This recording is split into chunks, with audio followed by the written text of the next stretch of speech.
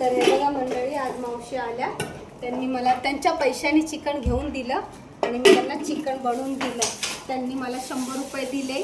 खूपच मेहनतीच्या, म्हणजे त्यांना स्वतःच आवडतं खायला आणि ते मला बोलले की बा मला म्हणजे चिकन बनवून दे तुझ्या हातचं. तर मी बनवून दिलं त्यांना चिकन.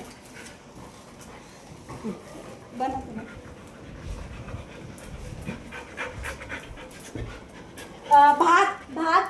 भात केला का? खा. दुधी घेतली का?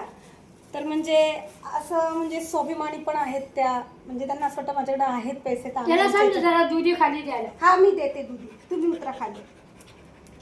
तर त्यांना असं वाटतं की आम्ही आमच्या पद्धतीने, मी तर बनवायचे पैसे नाही घेतले, फक्त आणि फक्त त्यांनी त्यांचे चिकनचे पैसे 100 रुपयाचं, मीच त्यांना बोलली 50 रुपयाचं नका घेऊ, 100 रुपयाचं घ्या की तुम्ही 2 टाईम खाल.